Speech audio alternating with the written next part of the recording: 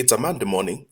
There's a sticky note on your monitor about a customer you meant to ring back last week. There's another one in your bag somewhere, and a name and number on the back of a receipt. Two messages sitting in a text thread on your phone, and one more buried in an email you've already half forgotten.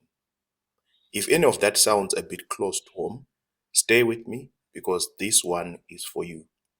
Welcome to Small Business Toolkit, the podcast where we help small businesses use modern technology to save time, make more money, reduce stress. I'm really glad you're here. And since it's the very first episode, let me take a couple of minutes to tell you what this show is, who I am, and what you're actually going to get out of it. Then we'll dive into something more useful, but I'd rather earn your time than spend it talking about myself. I'm Malvin. I've spent the last 15 years working with small businesses, mostly the ones with fewer than 10 staff, and these businesses do not have an actual person who's an IT officer. Here's why I started this. Small business owners get sold technology constantly. Your inbox is full of it. And almost all advice out there falls into two camps.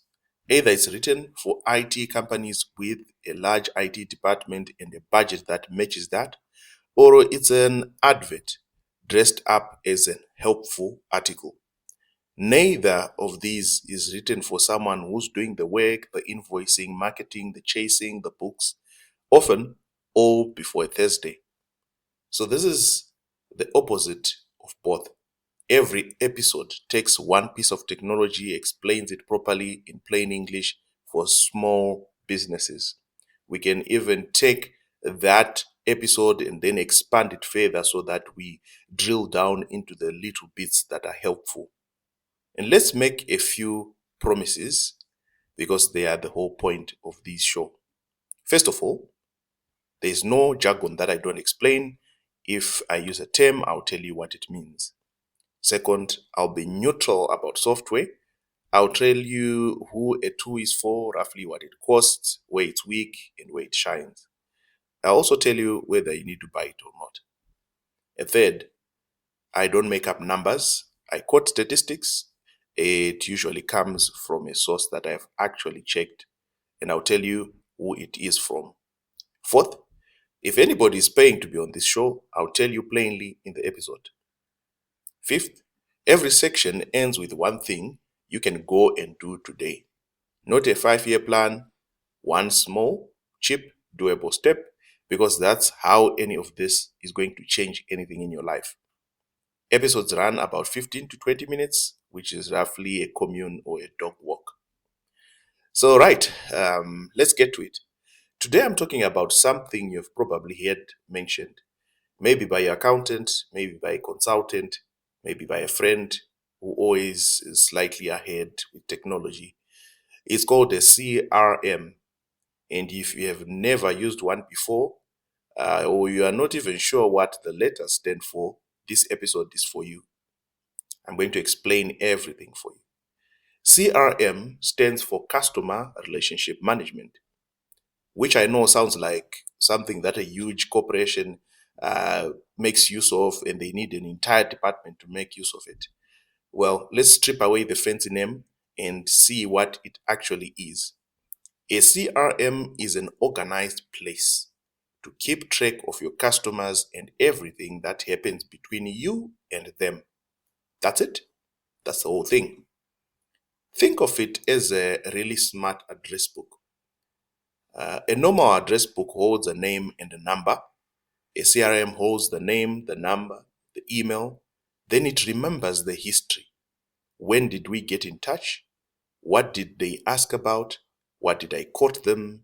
When did I last speak to them? And what did I promise to do next? All of it in one place, in order, waiting for you.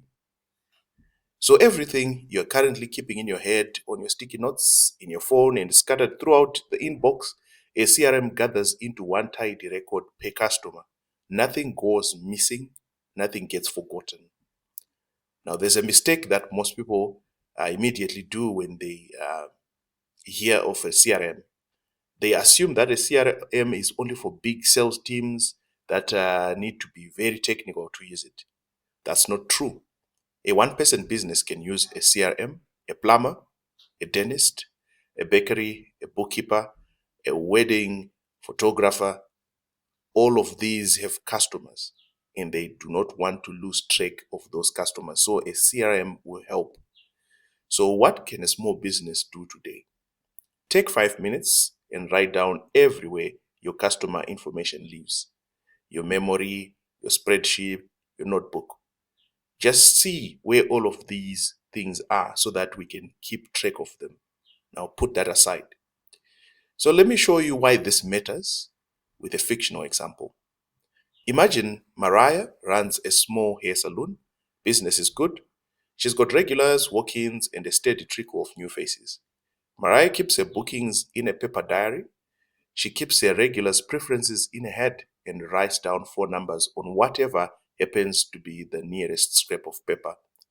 Then one day, a loyal customer, someone who's been coming for 3 years, books somewhere else. Mariah finds out later that the client had mentioned wanting a particular treatment.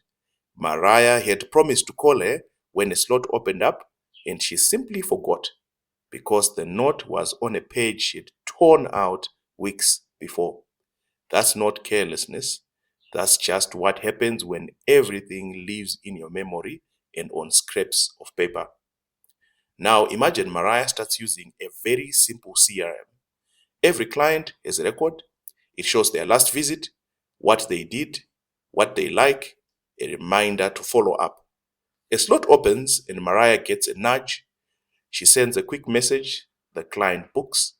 A few months in, she's rebooking more clients, remembering birthdays and spending less lot trying to recall what she's supposed to do and who she's supposed to ring. This is going to save her time. Same salon, same Mariah, nothing falling through the cracks. Mariah's problem isn't unusual. This quietly costs almost every small business, and it gets worse as you grow because the busier you are, the more there is to remember. What can you do today?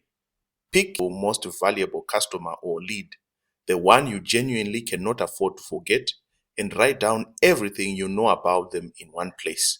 That one record is a tiny CRM. So remember we said you're going to take all that information that you were writing in different places.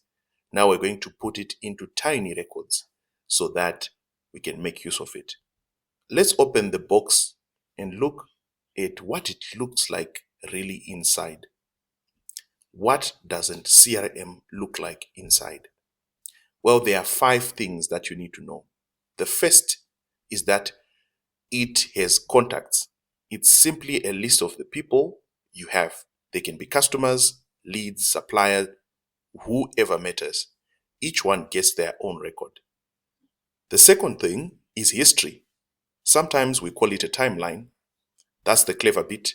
Every call, email, meeting, and note attached to that person is kept in order. When you open a record, you see the whole relationship at a glance. You might wonder, how do I get all that information into that system? In later episodes, we're going to talk about this. Third, there are deals. Sometimes we call them opportunities. That's how you track potential work. From the first inquiry through to a won or a lost deal. A lot of people picture this like a column on a board. Well, it might have an inquiry, quote sent, waiting to hear back from a customer, a job has been won or has been lost. You can see exactly where every possible bit of business stands. The fourth thing are tasks and reminders. The CRM nudges you. Ring this person on Thursday, chase that quote, send the invoice. Is an assistant who never forgets. Fifth, notes. Anything worth remembering. This one prefers text to calls. That one always pays late. Their dog's name is Buster, and they happily talk about him for 10 minutes. These small detours make people feel known. Contacts, history, deals, tasks, and notes. That's everything that a CRM does. So, quick warning, when people get their first CRM, they try to fill in every possible field for every customer, get overwhelmed, and give up. Don't. Start with names, a record of what happens, and that's it. So, today, look at those 5 parts, pick one that would help you most right now. For most people, it's tasks and reminders. Because forgotten follow ups are where the money quietly leaks out. On a side note, speaking of money leaking out, let me tell you about an accounting software that makes sure that you don't leak money. It's called Zero. It's a cloud accounting software built for small businesses, and it handles money on your behalf. It makes sure that you do not forget that invoice. You can send one from your phone right the moment you finish the job. You don't have to wait to get to your computer. You can see everything that has been sent, what has been paid for, what's due. You can even have it chase for your money. It also connects to your bank and receipts and plans for you. There are unlimited users in every plan. So if you really want to make use of a software that helps you in your business, make use of Zero. And if you want to get 90% discount for the next 6 months when you start using Zero, make use of the link that is below in the description. So let's just get back to CRMs. Let's clear up what a CRM is not, because there are a lot of myths out there.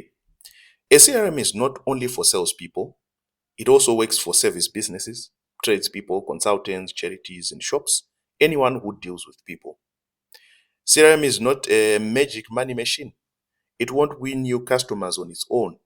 It just makes sure that you do not drop those customers that you have a real chance of winning. A CRM is only as good as what you put into it. If you never update it, it just becomes a dusty digital drawer. The habit of quickly logging what has happened will also bring you value.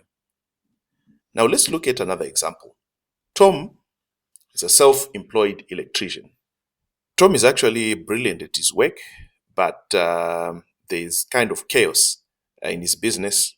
Quotes which have been promised are forgotten.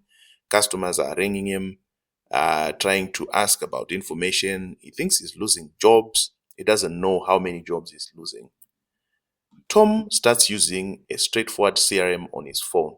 Someone calls, he adds in 30 seconds, he sends a quote, he sends a reminder to chase it in 3 days, and suddenly he's following up on every quote instead of forgetting them.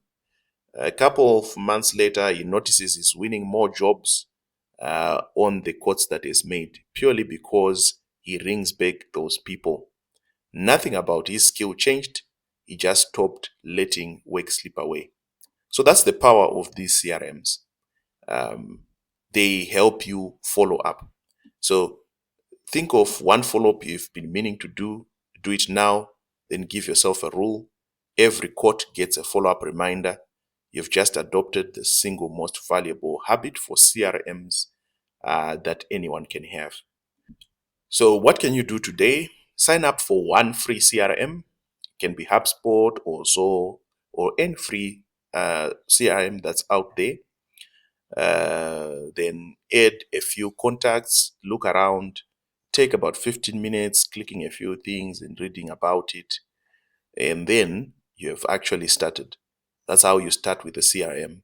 But we are going to have an episode which gets into basics as to how to start in a CRM and also how to choose a CRM. So that's going to be helpful for you. So before we wrap up, a quick word on where this is heading, because it genuinely makes CRMs friendlier for beginners. The big change right now is AI. AI is being built into these tools, and in practice, that means CRM start doing the boring parts for you. It can write a small summary of a call, it can draft up an email for you. So, as long as you put in information in it, that burden is being slowly lifted by AI. So there'll be less typing because AI is going to be doing more of the heavy lifting. So let's just bring it together. A CRM is an organized home for your customers and everything that happens with them.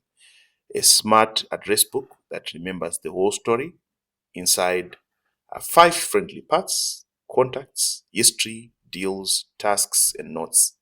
It isn't just for big sales teams, it isn't magic. It's only as good as what you put in it. And through AI, it's going to be easier, and you can start for free today. If you can take one thing from this episode, is that the money in your business is not only about finding customers, but it's about keeping those customers. And the CRM is how you stop losing them. You don't need to be technical, you don't need to be very big, you just need to start small and stay consistent. If today's episode helped you, you can find even more resources in the description below. I've included some of the software mentioned in this episode, and some of them might be affiliate links, which help support this show at no extra cost to you. If you'd like to support Small Business Toolkit, that's a great way to do it. Thank you so much for spending this time with me today. If you found it useful, please follow or subscribe so that you don't miss the next one. And if you know any business owner still running on sticky notes and memory, send this to them. It might be exactly what they need to hear. Until next time, take care of yourself and take care of your customers. I'll see you on the next episode of Small Business Toolkit.